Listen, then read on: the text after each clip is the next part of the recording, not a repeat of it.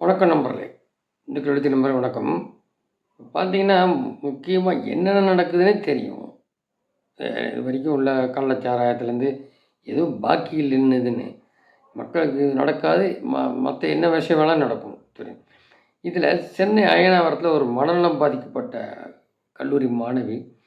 அவங்க தகப்பனார் வந்து அ தந்தை வந்து இந்த சாதாரண கூலித் தொழிலாளி. அங்க வந்து ஒரு 6, 7 கும்பலு பல மாதங்களா பாலியல் தொந்தரவு குடுத்துட்டு இருந்திருக்காங்க.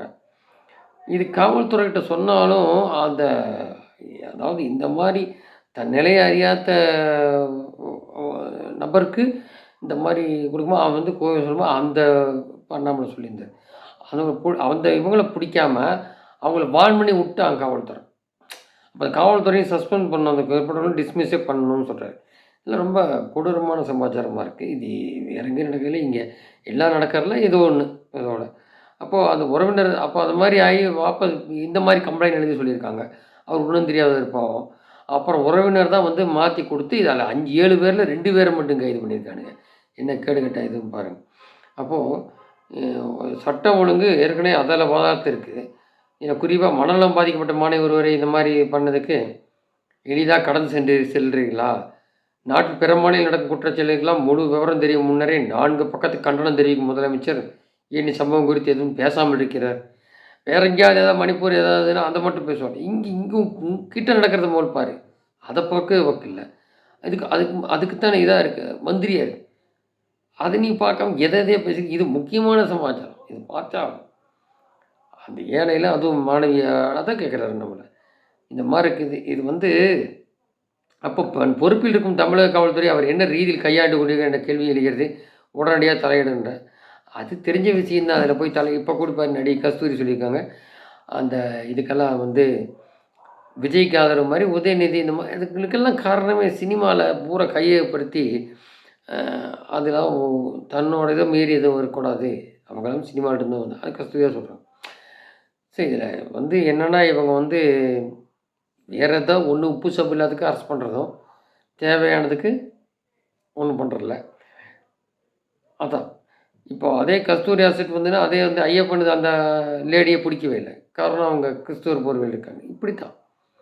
அதெல்லாம் ஓட இப்ப பாருங்க மனநலம் குன்றியவன் வந்து இந்த மாரி பாலியல் தொந்தரவுன்னா, அதில முதல் கம்ப்ளைண்ட் எடுக்கலையாம். அப்புறமா பார்த்து அது வேற ஒரு உறவினர் குடுத்த அப்புறம் தான் 7ல 2 பேர் கைது, 5 பேர் தலைமறைவுன்னா, அவன் பல மாதமா அதாவது அவங்களுக்கு அந்த நிலைமையே தெரியாது.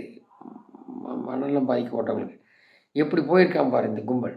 இதுதான் திராவிட மாடல்னா என்னமோ. இதெல்லாம் ரொம்ப வேதனையான விஷயம் தான் இன்னொன்னு. அப்புறம் ஏற்கனவே குறிப்பிட்டிருந்தோம் இந்த செந்தில் பாலாஜி வந்து இந்த அந்த அதானி இதில வந்து 200 கோடி வந்து லாஸ்ட் பேமெண்ட்டு மாரி குடுத்தா மாரியும் 500 கோடிக்கு வாங்கிட்டு வந்து, அப்புறம் ரூ. 7க்கு மேல ரூ. 5 ரூ. 7க்கு மேல இந்த யூனிட் போடுறதெல்லாம் குடுத்துருந்தவர். இவர் அத பத்தி செந்தில் பாலாஜி கேட்கும்போது, அவர் என்னங்கிறாரு, நான் இங்க போய் படிச்சுட்டு வந்தத சொல்றாரு. அத பத்தி அண்ணாமலைட்ட கேட்கும்போது, நான் யார்ட்டயும் விவரமா சொல்லிட்டு போலைல. எனக்கு தேவைப்பட்டதுனால போனேன்.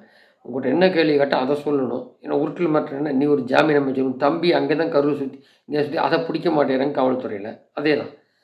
அந்த செந்தில் பாலாஜி தம்பிய. ஸோ இப்படி போயிட்டுருக்குது. இதில வந்து எனக்கு நீ இது பதில் சொல்லணும். எப்படி 13ஆம் தேதி அநேகமா கோர்ட் என்ன சொல்றாங்கன்னு பார்க்கணும். ஏன்னா இவரு ஜாமீன் கண்டிஷன விட்டு என்ன நிலைமை ஆகப்போகுது? எப்படி வந்தோம் நீ மந்திரியான்னு கேட்பாங்க. இல்ல இவரே வெளில வந்தாகணும். அதான் ஒருமையிலே நான் பொதுவா மரியாதை குடுத்து பேசுவேன்னு சொல்லி ஒருமையில விளாசி விட்டேன். முடிஞ்சா என்னை கைது பண்ணி பார்க்க சொல்லு. உன் நண்பர் ஸ்டாலின்னு. கைது பண்ணி பாரு. ஏன்னா 35 பேர்ல 15 ஏத்து இவர் தான் பெஸ்ட்டுங்கிற பெஸ்ட்ன்னா என்ன அர்த்தம்? அந்த இதுக்கு முன்னாடி இருந்தப்போ, இப்பவும் இருக்கலாம். அந்த குரூப் வச்சு அந்த டாஸ்மாக்ல. இப்ப அந்த இதுலயும் இந்த ஈபில அதானி வருது. அதுக்கு சரியா பதில் சொல்லாம வேற எதையோ பேசுறாப்படி. அதெல்லாம் சம்பாதிச்சு குடுத்தா அப்புறம் ஏன் பெஸ்ட் அமைச்சரா இருக்க முடியாது? அதானே! ஸோ நீ முடிஞ்சா என்ன கைது பண்ண சொல்லு.